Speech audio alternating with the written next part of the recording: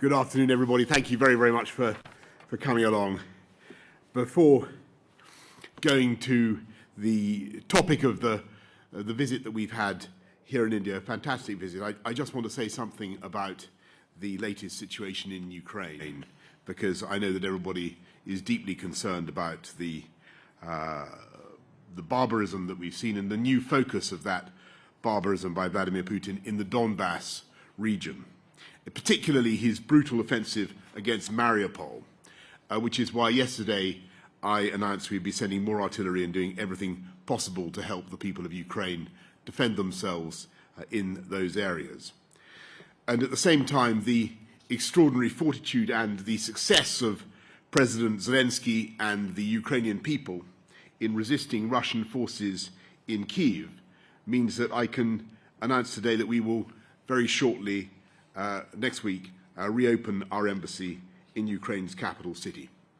I want to pay tribute to those British diplomats who remained elsewhere in the region throughout this period. The United Kingdom and our allies will not watch passively as Putin carries on this onslaught. And what I think we've seen here in New Delhi is one of the world's oldest democracies and the world's largest democracy sticking together and confronting our shared anxieties about autocracies and autocratic coercion around the world, and acting together to make our countries safer and more prosperous. Our new and expanded defence and security partnership will enable India to strengthen its own domestic defence industry, as well as protecting vital shared interests in the Indo-Pacific. Our collaboration on energy security, including our new offer on offshore wind, the new UK-India hydrogen science and innovation hub, and our joint work on solar power, will help to reduce our collective dependence on imported hydrocarbons in favour of cheaper and more sustainable homegrown renewables. And our global innovation partnership will help transfer climate and energy-smart innovations to developing countries around the wider Indo-Pacific. As we deepen the partnership between our countries, we won't just make our people safer, we'll make them more prosperous as well, creating new jobs, driving up wages and driving down prices for consumers, all of which helps with the cost of living.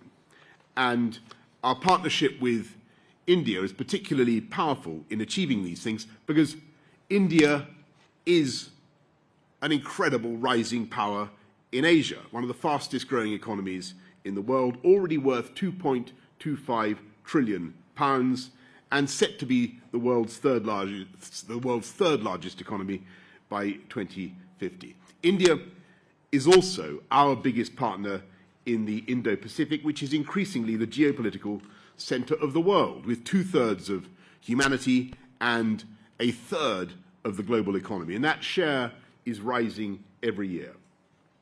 Indian investment already supports almost 500,000 British jobs. And with a population bigger than the US and the EU combined, there is so much potential for us to take our trade and investment to a whole new level. On this visit alone, we've secured new deals worth £1 billion, creating more than 11,000 jobs, and perhaps most significantly of all, we're using our Brexit freedoms to reach a bilateral free trade agreement. And today, Prime Minister Modi and I told our negotiators to get it done by Diwali in October. This could double our trade and investment by the end of the decade, driving down prices for consumers and increasing wages across the UK by as much as £3 billion. So what we're getting on with here is delivering on the priorities of the British people, but also deepening a friendship with a nation with whom we have profound ties of language, culture, and kinship, while making both our countries safer and our economies stronger. And we're going to take a few questions from the media, and we have, I'm going to go first to some UK journalists and then to some of our Indian colleagues. So first of all, can I go to Ben Wright of the BBC? Thank you, Prime Minister. In your discussions about Ukraine, did you ask Prime Minister Modi to use his influence in Moscow to put pressure on Russia? And did you get any sense that he would do that? And on trade, you said there'll be a free trade agreement with India by Diwali. But considering the number of party investigations going on back home, are you absolutely sure you'll still be Prime Minister then? Okay, the second answer is yes. But on the on your point about Ukraine and the Indian perspective, look, I mean, I think you have to recognise that the Indians have actually, and Narendra Modi in particular, have come out and been very strong in their language about what's happened in Bucha. And talking to Narendra, to Prime Minister Modi today, it's clear that he has already intervened several times, and I'm sure this is no secret from our Indian friends. He's intervened several times with Vladimir Putin, really to ask him what on earth he thinks he's doing, and where he thinks this is going. And what the Indians want is peace, and they want the Russians out. And I totally agree with that. And I think that there's a difference in the balance clearly, because India has a historic relationship with Russia, which everybody understands and respects. That goes back decades. But what was so interesting about the last couple of days has been the way in which Britain and India are being really encouraged, obliged by the pressure of events today. As I say, autocratic coercion, whether it's in Russia or China or wherever, to do more together. And that is, I think, offering up a huge joint agenda. And there are three big areas where you're seeing work being done now. They're on the green growth side, big agenda for us, clean power, and a lot of work is being done on that.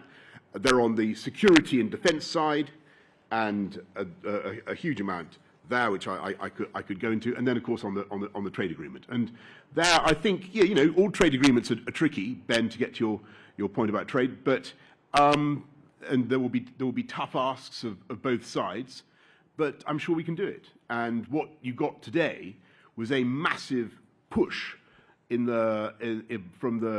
both governments to get it done. And so I'm very, very encouraged. Anushka Astana, ITV. Thank you, Prime Minister. You say that Prime Minister Modi has asked Vladimir Putin what on earth he's doing. But we know that India has abstained on key motions at the UN over this. Its Foreign Secretary has just come out and said you didn't put any pressure on India to change its position. Why isn't that? What did the Prime Minister say that convinced you more pressure was not necessary? Just one more question. You're facing 3 investigations back home, and it's led to a catastrophic loss in trust. Polling this week from YouGov says that 74% of the British public think you're untrustworthy. Only 12% think you're trustworthy. Some say you're like a cat with 9 lives. How many have you got left? Anushka, on your second question, we had talking about cats. We had a pretty good kick of the cat yesterday. Not that I'm in favour of kicking cats for the avoidance of doubt, but we did all that with great respect. And what we're talking about today, as I said in my answer to Ben, is the ways in which the situation, not just in Ukraine, but the situation around the world, is obliging the UK and India to do more together. And the position on the position on Russia that the Indians have historically is well known. They are not going to change that. Of course, that's true. But they are, they can see what is going on, and there is an increasing appetite to do more with the UK. And if you look at what just in the security and defence side of it, on maritime propulsion, electric maritime propulsion of ships, on new collaboration on new aero engines, on undersea capabilities, on cyber, helicopters, space, a huge new joint agenda, and that is being driven by contemporary events. And I think it's a positive thing. It's a great opportunity, and what it does is it helps to drive the Make in India agenda of Prime Minister Modi, but also helps to drive the idea of co-production and doing things together, and that's where I think the opportunity is. Hugo Guy, the Eye. Thank you, Prime Minister. You've made it clear you don't want to talk about questions over your future and over your conduct. But it's also clear that voters are interested in this. Polls have repeatedly showed that voters are deeply concerned about Downing Street parties and about your position. What's your message to the British public? Are they wrong to care about these things? And can I ask you, you've talked about your friendship with Narendra Modi and the close relationship that you've struck. During your conversations, did you bring up the concerns from human rights groups that he's presided over a culture of growing Hindu nationalism and democratic backsliding in India? So we always have, so on your first point, Hugo, look, I think that what people want in our country is for the government to get on and focus on the issues on which we were elected. And that's what we're going to do. And I think they'll be particularly interested in jobs growth in the UK, a memorandum of understanding, for instance, today on wind power, gigantic ambitions for more wind energy, both of us, from offshore wind, offshore, not just offshore, but floating platforms we want to work on together to produce substantial quantities of new wind power, which will enable us to produce more energy for our people together in a very short time. That strikes me as being a reasonable thing for the government of the UK to focus on. That is what we are focused on, with greatest respect to the evidence that you may cite. And secondly, on our relations with India and how we deal with questions about human rights or democratic values, of course we have these conversations, but the advantage of our friendship is we can have them, and we can have them in a friendly and private way. And I just want to say it is very important to realise that India has constitutional protections for communities. They're part of its constitution. India is a very, very different country from autocracies around the world. It is a great, great democracy. And that's why, it is a stunning, shining fact. 1.35 billion people who live under a democracy. And that's something we should celebrate. And it offers us an opportunity for closer cooperation and partnership. That doesn't mean I'm not going to raise tough consular questions as I have today, and other difficult questions. Of course we do that, but we do that as friends. Okay, Mesa Hall, The Express. Thank you very much, Prime Minister. Could I ask you to say a bit more about your discussions on a free trade deal and what that means in terms of widening visa access to the UK from India? Does that mean a relaxation of your points-based immigration policy? And can you explain, or how would you explain to Brexit voters that you've identified gaps in the labour market, but in this instance you're looking to fill them through immigration rather than encouraging firms to raise skills and raise wages? Yeah, thanks very much, Mesa. I think the first challenge we have, of course, is to raise skills and raise expectations in our own country, get people into the jobs that we have. We've currently got about 500,000 jobs that aren't filled, possibly, well, actually 1.25 million vacancies. We have 1.8 million people unemployed. What I want to see is a lot of those people who are currently on the unemployment register off benefits and into work. And that's why we set out the Way to Work challenge earlier this year to get 500,000 off benefits and into work. That's making progress. I want to see people get the skills that they need to do the jobs that the UK has begging to be done. And there are many, many of them in lots of sectors. But we have some particular shortages. And if you look, for instance, at IT, you look at computer programming, there are areas where there's no question that Indian skills can make a difference. So you're right, Mesa, in your priorities. I'm going to prioritise skilling up the British people to do those jobs, but I'm not going to be dogmatic in refusing to allow people with skill and talent to aspire to come to the UK. And our country has done brilliantly well from having people of ambition and skill and genius coming to the UK. And all I would say is that we need to control it. And that's what we're doing. So it in no way changes, just to get to your point about the points-based system, in no way changes the advantages of the points-based system. On the contrary, the points-based system now gives us the ability to decide which sectors need which types of workers, and how we can deal with immediate shortages, and that's what we're going to do. Thank you. Did you have another question? That was it. Thanks. Heather Stewart, The Guardian. Hello, Prime Minister. Hello. A new report from the Royal United Services Institute today says Russia is laundering components for weapons from Western countries, including the UK, through India. You've announced an open export licence for defence on this visit.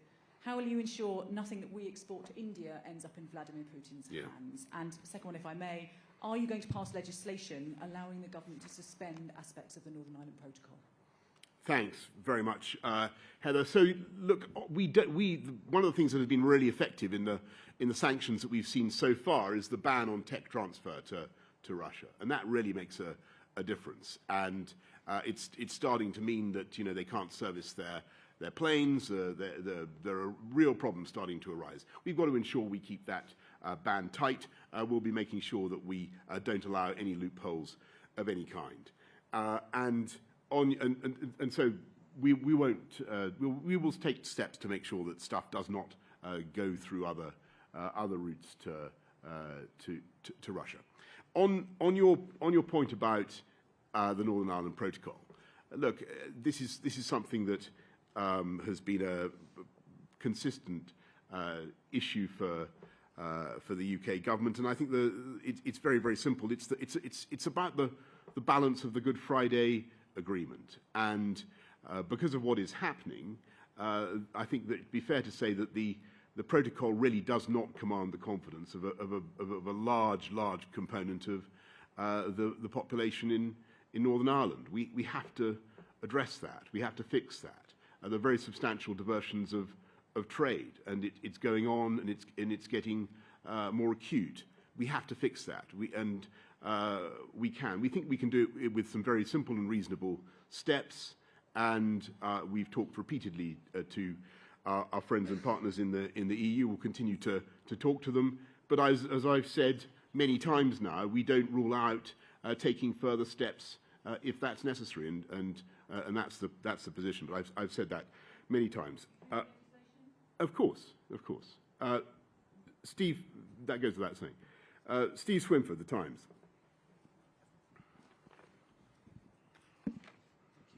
Prime Minister, Western intelligence officials briefed us yesterday that the war in Ukraine could continue until the end of next year, and they said bluntly that Russia could win. That is a scenario that's possible. Do you accept that assessment, particularly that time frame? And secondly, you're reopening our embassy in Kiev. Can we expect regular visits by you and other ministers in coming months?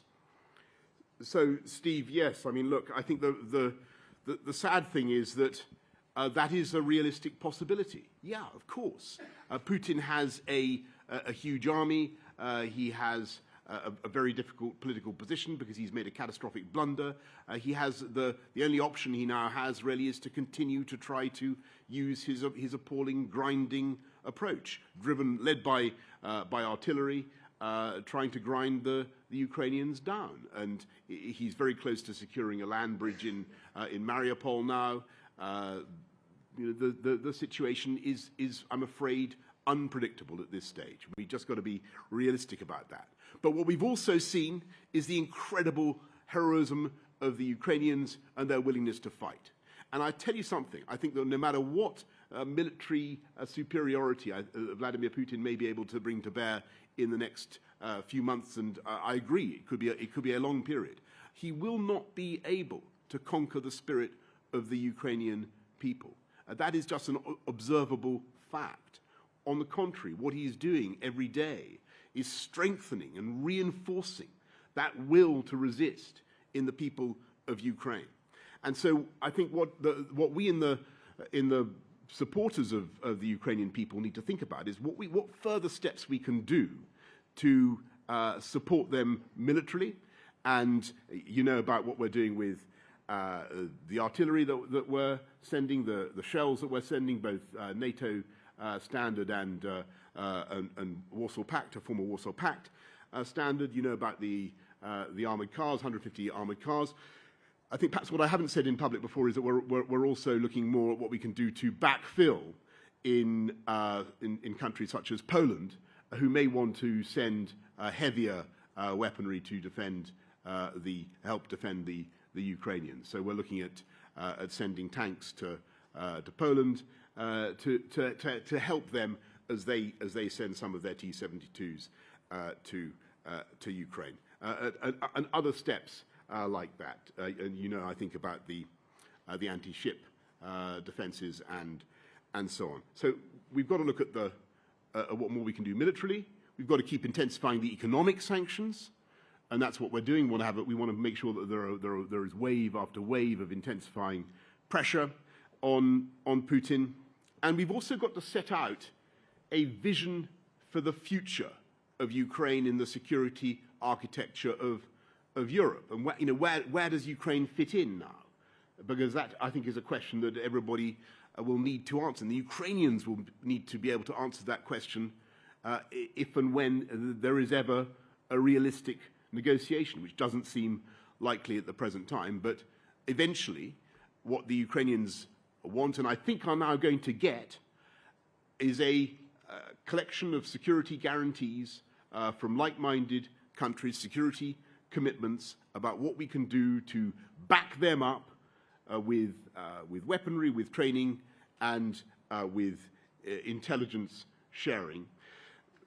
Not like an Article 5 guarantee, won't be exactly the same thing, but what it will be I hope, it will enable the Ukrainians to offer deterrence by denial, and to make sure that their territory is so fortified as to be impregnable in the future to further attack from Russia. That's what we need to do. And on your question about getting ministers to Kyiv, I'm all in favour of that. But we have no immediate announcements. I think it's a good thing if people do go there to show their support, their solidarity with the Ukrainian government and with Volodymyr Zelensky. Thanks. I think that was both things. Can I go to Kamaljit Sandhu from India Today? So my question is, Sorry. India has several concerns as far as Nirav Modi and Vijay Mallya are concerned. How is UK taking those up? Also, there is also an issue about Khalistani extremists. There has been a concern from the Indian side for quite some time. What actions have been taken? Yeah, thank you very much, Kamaljit. So it won't surprise you to learn that both these things were raised with us. And we have a very strong view in the UK that we don't tolerate extremist groups setting up in the UK with a view to causing threatening other countries, threatening India. But what we've done in particular as a result of this visit is set up an anti-extremist task force to see what more we can do to help India in that particular respect. And on the two individuals that you mentioned for the extradition cases, I think there are legal technicalities that have made it very, very difficult. But what I can tell you is that the UK government has ordered their extradition, and that we have said that from our point of view we want them to be taken back to India for trial. And perhaps I should just say, perhaps going back to Mesa's point, we welcome people who have talent and brilliance coming from India to the UK. We don't welcome. I want to make it absolutely clear now. We don't welcome people who want to use our legal system to evade the law here in India. So let me be absolutely clear about that. Let's go to Rizal Hassan Laskar from his Hindustan Times. Mr. Prime Minister, you spoke you spoke both yesterday and today about the ambitions for having the free trade agreement by October. Yes. What, if any, are the sticking points or the tough asks that are, that you need to surmount before October? And secondly, if I may, the expanded defense partnership, India and the UK haven't had a major defense deal since 2003 when the deal for the Hawk aircraft was signed. And now India has moved towards manufacturing most of the defense equipment within the country. How are you going to work with India on this aspect? Is it going to be technology transfers or boosting Indian production? Thank you. Thanks very much, Rizal. So look, there are several things there. First of all, the free trade deal. I think there are going to be some difficult issues. Tariffs. Tariffs on whiskey is a tough one. It would be a great thing, I think, if we could fix that. But there are all sorts of things that need to be addressed. I think, but there are big opportunities, and we can get it done. And the firm message has gone out from our friends to make progress. And so I'm optimistic. And on your point about defence and how that's going to work, look, you're entirely right. What we've agreed is that there has to be a focus on a company-to-company basis, and so when we look at some of these projects that I've described, whether it's electric propulsion for ships or new aero engines for fighters or undersea technology or whatever it happens to be, what we're going to do is make sure that we bring our companies together. And there are some great companies in India, but that we have an approach of co-production, joint development and doing it that way. So it satisfies the Make in India objective, but also works in terms of technology transfer. And what we agreed at this meeting is that our national security advisors, our defence ministers, our foreign ministers will now get together in a rolling programme so that we make progress on this within a year. But there is a big agenda of work already underway.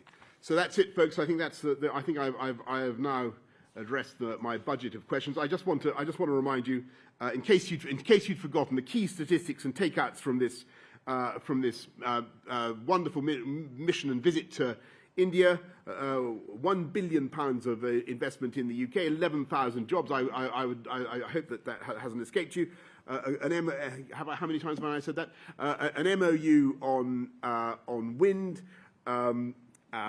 green hydrogen, working together on solar energy, a cooperation on small modular reactors, the whole security and defence partnership that we've just discussed, new partnerships with universities and new partnerships on medicine, including new work on malaria vaccines to follow up on the groundbreaking work that the UK and India did, for instance, over the Oxford AstraZeneca vaccine, of which I am personally the beneficiary. I don't know how many others are in this room. Thank you all very much. See you soon. Thank you.